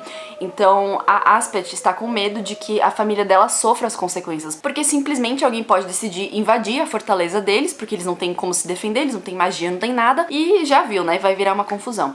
Então ela decide sair escondida de casa, ir para uma outra cidade que chama Cidade Vasta, e nessa cidade ela pretende entrar nessa escola, é como se fosse uma universidade de artefatos mágicos. Existe um nome específico, deixa eu ver se tem aqui, Guilda Real de Artefatos, que é justamente um lugar onde as pessoas são treinadas para entrarem em escavações e encontrarem artefatos mágicos. Só que o problema é que quando ela chega nesse lugar, que também é um dos capítulos aqui dessa primeira parte do livro, ela é totalmente impedida de se inscrever nesse lugar como uma aprendiz, porque ela é mulher e ela não sabe exatamente o que fazer. Então agora ela tá tentando achar uma pessoa, um professor, um guia, um mestre que aceite ela como estudante para que ela entre nessa guilda. Por quê? Se ela conseguir artefatos, ela pode trazer esses artefatos para a família dela e a família dela vai meio que se recuperar. Quando ela chega nesse lugar, ela conhece o Hawk, que é um professor e ele é um minotauro. Então a gente já entende aí como é que eles vão se conhecer, como é que vai surgir esse casal. Que é um trope que eu não gosto. Eu não gosto do trope de professor-aluno. Acho horrível. É um dos que eu menos gosto.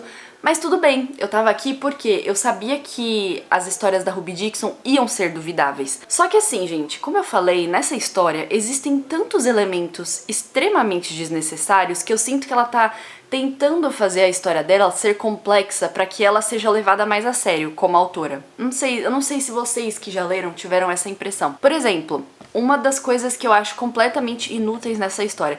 Todo mundo que entra nessa guilda pra ser um estudante tem que ter o nome de um pássaro. Então você passa a ser chamado como um pássaro. Por exemplo, o Minotauro, o nome dele é Hawk, que na verdade é falcão, né, em inglês. E assim, pra quê? Sabe? Não vai mudar nada na história ela ser chamada de Aspet, que é o nome dela. Então agora ela quer ser chamada de Pardal. Enfim, tô com baixíssimas expectativas pra esse livro. Pra falar a verdade, eu tava achando ele bem desinteressante quando eu comecei a ler, porque é uma série de explicações aleatórias sobre esse mundo que não tava me chamando muito a atenção. Talvez agora com o relacionamento dos dois passe a ser um pouco mais divertido. Ah, esqueci de falar um negócio extremamente desconfortável, mas tudo bem. O Hawk, que é esse minotauro, ele também tem pontos de vista dentro do livro, então é um livro com duplo ponto de vista, o que é legal, eu gosto de ver a visão da mulher e a visão do homem. Porém, ele já deu a entender, aqui no começo deste capítulo dele, que existe uma lua que chama a Lua da Conquista. É uma lua mesmo, assim, uma forma da lua, uma fase da lua, em que os minotauros ficam completamente selvagens. Isso quer dizer que eles ficam extremamente violentos, então as emoções ficam à flor da pele, e eles também ficam muito animados. E pra quem é casado, isso não é um problema.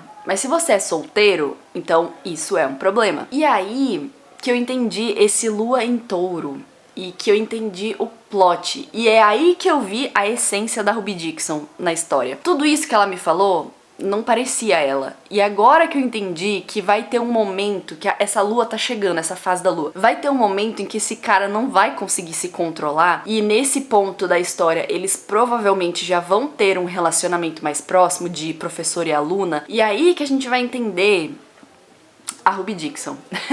Mas esse livro é uma série, ele é o primeiro, tem um segundo volume, eu não sei se é uma trilogia, uma duologia, não procurei saber, e também estou completamente na dúvida do que vai sair daqui, assim, será que merece uma série? Será que uma história dessa merece uma continuação? Mas que era um livro duvidável, a gente já sabia, né? Logo que a gente escolheu pra ler, eu escolhi pra ler e vocês escolheram assistir, a gente já sabia que poderia dar tudo errado. Eu não sei, assim, tenho esperanças de que pode ser divertido, mas também tem baixíssimas expectativas pra esse livro. Então eu vou continuar lendo, tentando ler esse livro. Eu espero não precisar abandonar esse livro como eu abandonei o outro. Agora vocês sabem mais ou menos o que é Lua em Touro. No próximo take que eu aparecer aqui, eu não sei quando que vai ser, não sei se eu vou ter coisas pra comentar na metade ou se já vai ser no final. Aí a gente vê o que acontece.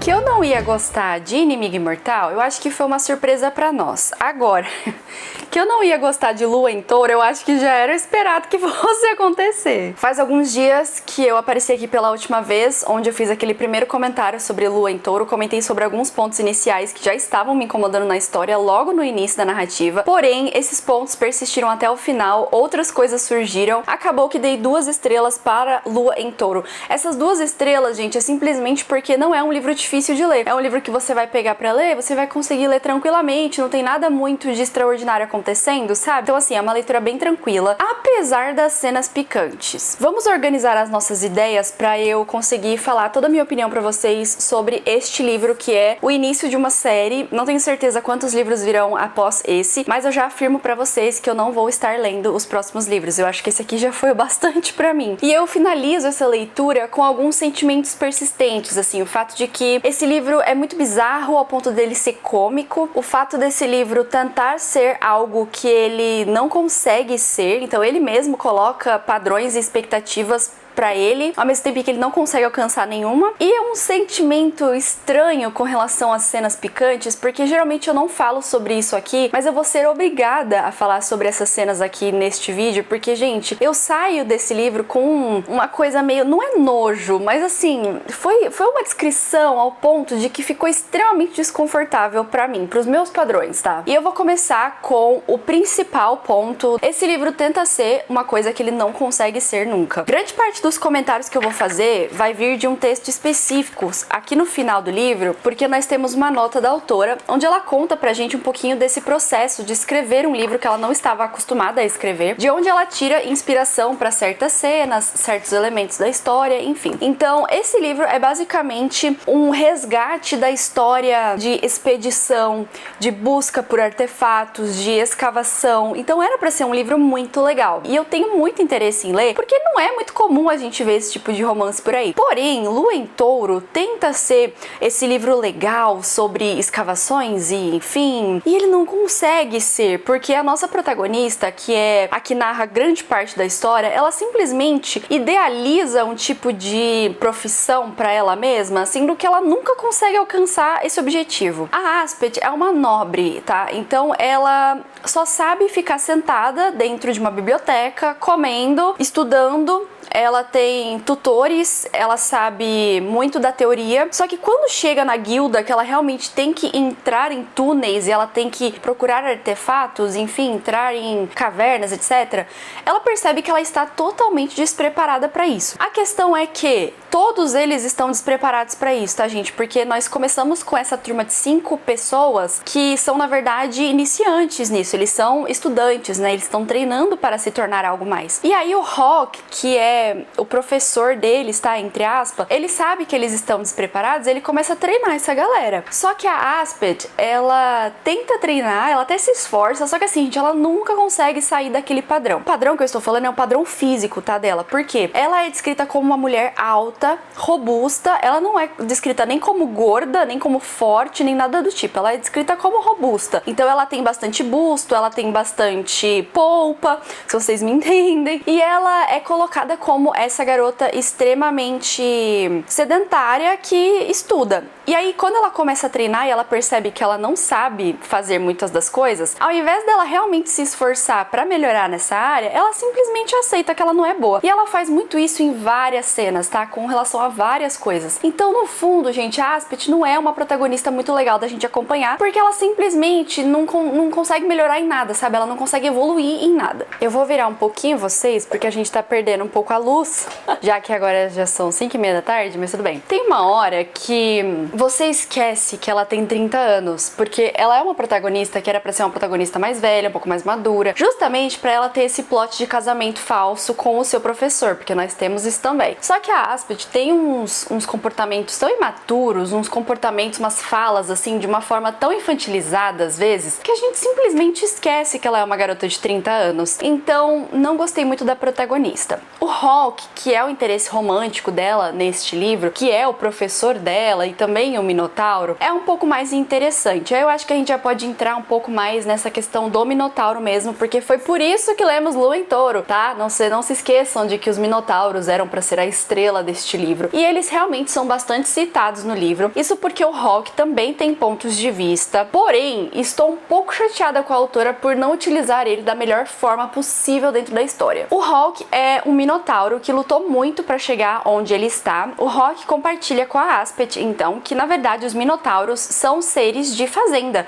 São agricultores, né? São seres que vivem no interior desse lugar onde eles moram, que na verdade eles não vão pra cidade e que ele é uma exceção. E aí nós temos essa minoria de Minotauros que estão nas cidades tentando conseguir empregos diferentes do que esses que já são meio que o padrão pra eles. Então o Hawk chega nessa cidade, ele luta muito pra chegar onde ele está, mas ele é totalmente desperdiçado na história porque eu contei pra vocês que nós estamos tentando chegar nessa lua da conquista, né? Que é um evento da natureza, uma lua específica que mexe com a cabeça dos Minotauros e eles ficam meio que no cio, então eles só conseguem pensar nisso. Então o Hawk tem uma parte da história que ele só pensa nisso, assim, ele é um cara super inteligente, um cara que trabalha pra caramba, ele tem um papel muito importante dentro da sociedade porque ele não é um mestre, ele sofre preconceito por ser um Minotauro, tá, gente, dentro da sociedade, principalmente dentro da guilda. Porém, os Minotauros são muito importantes pra eles porque eles são os únicos seres que conseguem entrar nos túneis pra resgatar as pessoas. Então, a equipe de resgate, a principal e a melhor equipe de resgate que eles têm é composta totalmente de Minotauros, por isso que eles são muito importantes pra história. E tem uma hora que ele simplesmente só pensa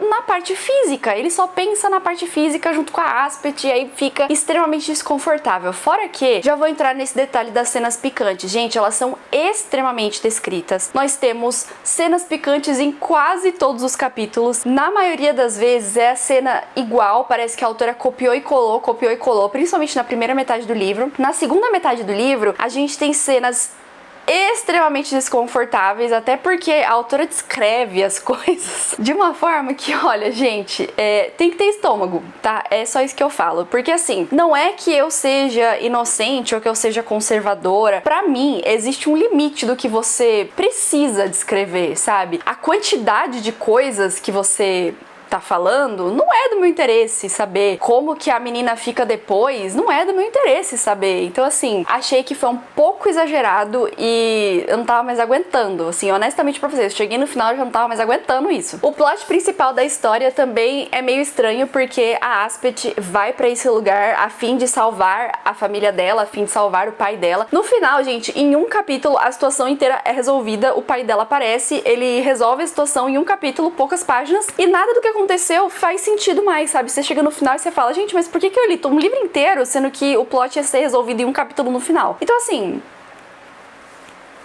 tenho palavras mais, não tenho reação mais pra falar pra vocês.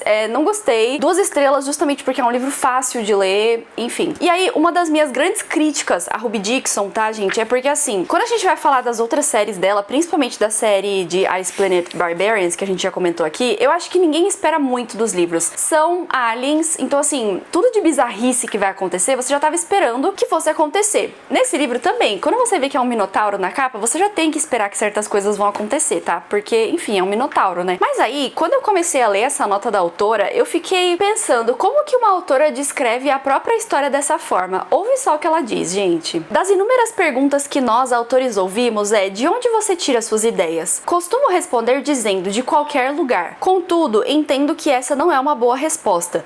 Brinco que minhas ideias são como uma bola grudenta de lixo.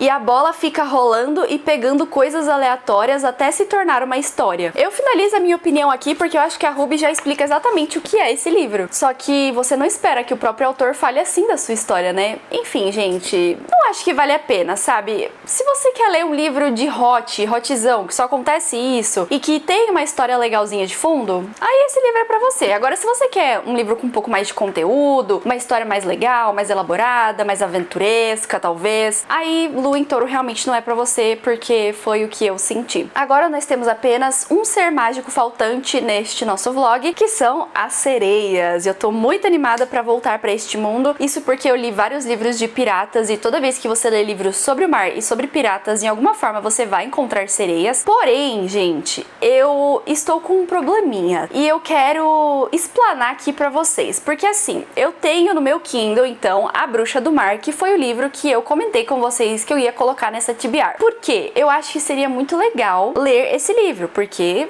é uma sereia. Mas eu tenho um outro livro aqui em casa que eu quero muito ler, que tem também sereias. E eu acho que vai ser muito legal de ler esse livro ao invés de A Bruxa do Mar. Será que devo? Quando eu fiz o vlog de mar e de piratas, eu li A Filha do Rei Pirata, que foi um livro extremamente farofeiro, que eu adorei, dei 4.5 estrelas. Foi muito gostoso de ler, gente. E aí, eu comprei A Filha da Rainha Sereia, que é o 2º volume. Então, será que devo trocar? Porque eu tô com vontade de ler esse aqui, mas eu admito que eu não tô com muita vontade de ler A Bruxa do Mar, gente, porque eu acho que eu não vou gostar muito. E eu já tive 2 decepções nesse vídeo, um que eu abandonei e outro que eu não gostei. Então eu acho que eu quero pegar esse aqui pra garantir que eu vou terminar esse vlog com uma leitura positiva. E ele é tão bonito, olha. Aqui atrás está escrito assim: posso não ter nascido no mar, mas nasci para governá-lo. Sou a filha da rainha sereia. Ai, vamos desse? Vamos desse aqui então. Eu sei que não era o que vocês estavam esperando, porque não é exatamente uma sereia, né? Quer dizer, vamos ver. Mas a filha da rainha sereia vai ser uma ótima pedida para eu tentar finalizar esse vlog em um tom mais positivo. Então vamos nessa.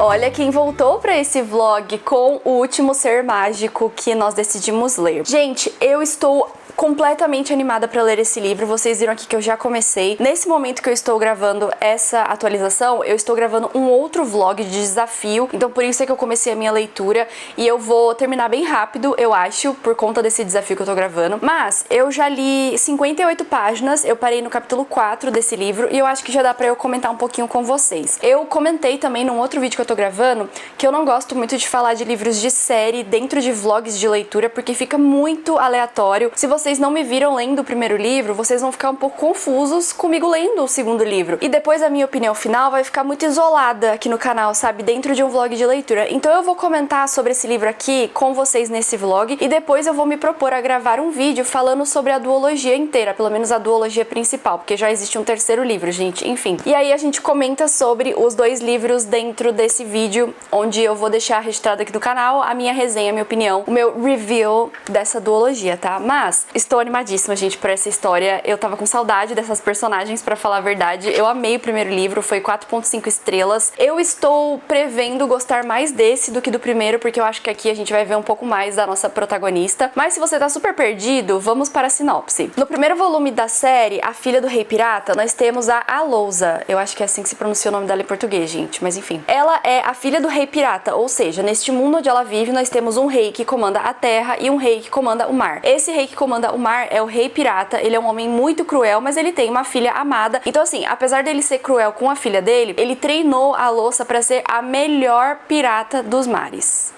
Abaixo dele, no caso. Então, a Louça tem o seu navio, ela tem a sua tripulação, ela é muito boa no que ela faz, e agora ela está com uma missão nova. Ela precisa invadir esse outro navio para achar o pedaço de um mapa que é muito importante, porque juntando os 3 pedaços desse mapa, eles conseguem descobrir onde fica essa Ilha das Sereias, que também tá cheia de tesouros, enfim. Então, o pai dela quer esse mapa a todo custo, e ele manda a Louça para esse navio para ela conseguir achar esse mapa. Acontece, gente, que a Louça é muito interessante, ela é muito inteligente, então ela decide que a única forma dela entrar nesse navio sem despertar suspeitas é sendo uma prisioneira. Então ela finge que ela está sendo capturada, ela entra nesse navio pra tentar achar esse mapa. Lá ela conhece o Reeden, eu acho que é assim que se pronuncia o nome dele também. Esse first mate, ele é o segundo em comando desse navio, porque quem comanda esse navio, o capitão, é o irmão mais velho dele. Então acaba que rola uma química ali, né, gente? E é um livro de super aventura, assim. Eles estão nos mares e ela tá tentando descobrir onde tá o mapa, tem essa faísca com o Reeden, então é muito legal, é aventura pura. E no segundo volume da série, a gente tem justamente a Louça de volta no navio dela, que é o Eva-Lee, com a tripulação dela, que é composta majoritariamente de mulheres, o que eu acho incrível. E ela está com os mapas, gente, é um spoiler, tá? Mas assim, acho que a gente já sabia o que ia acontecer. Dá tudo errado no final do primeiro livro, tá? Mas tudo bem, porque a gente pega o segundo livro agora e ela está em busca dessa ilha. Só que eu acho que as coisas vão ficar muito complicadas, porque o pai dela é um cara muito cruel, e ele sempre foi muito cruel até com ela, como eu falei, pra treinar a Louça pra ser a melhor pirata de todos. Eu acho que tem alguma coisa aí, gente, porque a Louça, ela é filha da Rainha Sereia. Ela tem algumas habilidades, por isso que ela está nesse vlog, aliás, ela tem algumas habilidades de sereia, e a gente vai entender neste livro, pelo título, pelo que eu entendi, a origem da Louça. Então, como é que ela nasceu? Porque, assim, dizem os mitos, as lendas, né, de que o rei pirata acabou dormindo com uma sereia. Eles tiveram esse momento aí, essa noite, e aí surgiu a Louça, né? Então, ela nasceu de uma sereia. Só que ela vive na terra com o pai dela. Então, o que será que tá acontecendo aí, sabe? Nesse livro, gente, nessas primeiras 58 páginas, a gente já viu muito mais as habilidades dela, porque no primeiro livro a gente não entende que ela tem habilidades sobrenaturais até, assim, sei lá, metade, quase no final da história. E nesse segundo livro, não, a gente já começa o segundo livro entendendo mais das habilidades dela, e eu acho sensacional. Eu acho que ela vai caber perfeitamente nessa parte das sereias, porque realmente, gente, sereias são seres muito interessantes. Até porque eu tenho uma certa curiosidade extra com o mar, sabe? Então, seres que moram no mar me chamam a atenção. Eu espero conseguir ler bastante hoje, adiantar bastante a minha leitura. Eu não sei se eu vou voltar no meio do livro pra falar com vocês, eu acho que eu vou voltar só no final do livro pra dar minha opinião final, mas ainda assim eu espero que seja uma ótima leitura, que vocês gostem de me acompanhar. Estamos chegando ao final desse vlog, gente. Eu não sei onde que eu tirei essa ideia de colocar 5 livros num vlog, ele tá gigantesco, mas tudo bem, espero que vocês estejam gostando. Vamos ler A Filha da Rainha Sereia.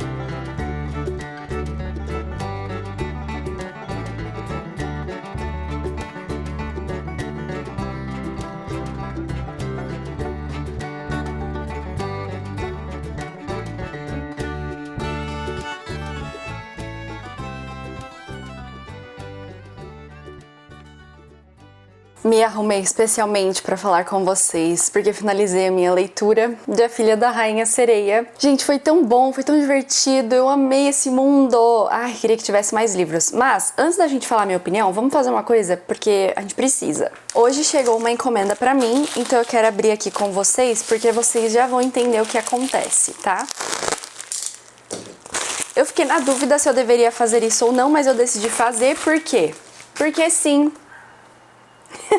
Eu não tinha o primeiro volume dessa história, gente, pasmem. Eu li em inglês na época e eu fiquei muito, assim, ansiosa pra ter essa história na minha estante. Eu fiz questão de comprar, apesar de eu estar chateada com a Planeta por eles não me apoiarem no vídeo de piratas.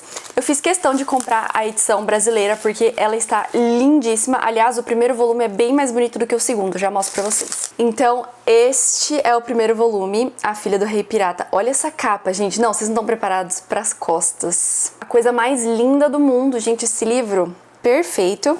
Eu acho ele até mais bonito do que o segundo volume, mas o segundo volume foi muito bom e eu estou animadíssima pra comentar com vocês porque ele coube certinho nesse vídeo de seres mágicos. Foi uma surpresa, porque assim, eu já tava esperando que ele fosse focar mais na parte da sereia, da nossa protagonista, do que na parte humana dela, até por conta do nome. Só que nós tivemos tantas reviravoltas e aí eu tava pensando nisso agora, eu tava refletindo porque eu acabei de finalizar esse livro. Eu não sei se a autora sentiu a necessidade de ser um pouco mais madura nesse segundo volume, mas aqui nós temos cenas bem violentas que eu não tava preparada pra ler. O primeiro livro tem um teor mais aventura, sabe? Vamos seguir nessa aventura juntos. Agora, o segundo volume era guerra, gente, e aí a gente tem algumas cenas, assim, bem violentas, bem gráficas, que eu não tava esperando que fossem acontecer, mas que só acrescentaram na história porque realmente parece um livro mais maduro. A nossa protagonista continua incrível, ela continua, aliás, ela está mais incrível ainda nesse livro, porque agora a gente tem o pleno conhecimento das habilidades dela. No primeiro livro a gente ainda não tá sabendo muito o que tá acontecendo, ela vai explicando pra gente aos poucos. No segundo livro a gente já sabe o que ela faz, não só isso, como ela mesma descobre coisas novas que ela sabe fazer. A gente também tem bastante contato com as sereias, porque assim, agora que eles estão nessa briga pra ver quem que chega primeiro nessa ilha com esses tesouros incríveis e maravilhosos, é uma guerra, gente, é uma guerra entre pai e filha, basicamente. Só que a lousa, ela vai tentando entender a própria natureza, ao mesmo tempo em que ela começa a ter mais contato com as sereias, ela começa a mostrar pra gente muito mais da tripulação dela, então a gente tem o contato mais próximo com cada pessoa que tá ali naquele navio. É muito intrigante, assim, a viagem que eles fazem e como eles funcionam como uma grande máquina e cada uma é uma engrenagem, sabe? Cada pessoa é uma engrenagem, cada pessoa tem o seu papel específico dentro do navio, dentro da embarcação, enfim, e eles conseguem chegar no final, dá tudo errado. Ai, gente, olha, uma coisa que eu não gosto dessa autora é que ela faz assim, dá tudo certo, aí no final dá tudo errado, e aí você tem que sofrer com as coisas que dão errado, mas depois dá muito certo, e enfim, é um livro assim, bem teor aventura, sabe? Bem teor, vamos desbravar o mar e vamos encontrar uma ilha nova. Como eu falei, a mãe da lousa tá muito presente nessa história, é a rainha sereia. A gente também vê mais das habilidades dela, e eu até marquei duas páginas aqui para conversar com vocês especificamente sobre a parte da sereia, tá? Então, ó, se você não quiser saber sobre isso aqui, pula, tá bom? Vai pulando até eu passar essa parte, porque eu particularmente achei super interessante, por isso que eu marquei. Ela diz o seguinte, no caso a lousa: busco a sereia em mim e a aciono sem esforço algum.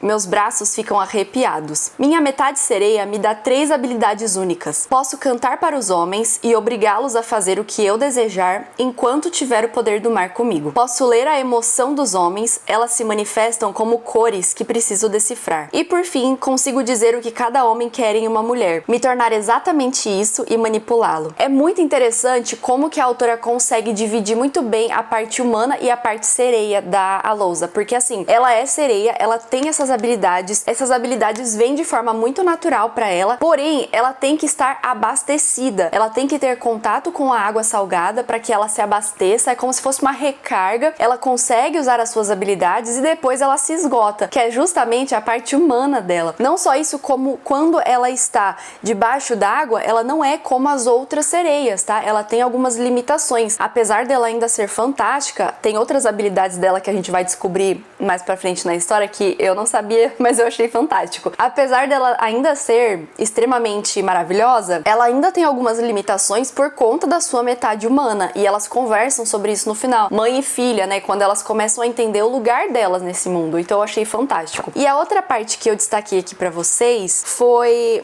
uma parte muito legal também, e eu... Ai, gente, ó, se vocês quiserem saber, pula, tá? Nessa parte, a nossa protagonista tá conversando com a mãe dela, e agora a gente tem a visão do que é realmente ser 100% sereia. Como é que a sereia sereias crescem aqui, porque ela também fala que nessa sociedade de sereias existem algumas crianças, então ela pensa, sabe, ela fica refletindo, poxa, como será que seria se eu tivesse nascido aqui, se eu tivesse crescido aqui com a minha mãe? Então a mãe dela faz o seguinte, ela fala assim, ó, você tinha que ter nadado até o encantamento, acrescentado lembranças a essa pilha de ouro, caçar conchas coloridas, dançar com as correntezas, observar a vida marinha, cantar com a sua família, explorar cada fenda escondida no oceano. Nossa existência é repleta e feliz. Apesar das sereias serem consideradas criaturas muito cruéis, muito manipuladoras, porque elas conseguem encantar os homens com o seu canto do mal, ainda é muito legal ver esse outro lado das sereias, porque elas são seres, elas estão ali, elas têm uma sociedade, existe uma rainha, existem as outras sereias que estão ali com ela, existem as crianças. Como que essas crianças são criadas? Então, é justamente essa parte que me chamou a atenção. Eu achei tão bonito, gente, o modo como ela fala, porque a existência delas é feliz e, no caso, elas sim atacam os homens, mas é mais pra proteção, sabe? E também pra continuação da espécie. Por isso que a Lousa nasceu, né, gente? Por isso que nós temos a nossa protagonista, porque a mãe dela só tava pensando ali, ó, na evolução da espécie. O mais legal dessa história é que foi muito bom ver a Lousa tentando decidir. Cada hora eu falo o nome dela de um jeito, né, gente? Vocês separaram, mas enfim. Ela tentando decidir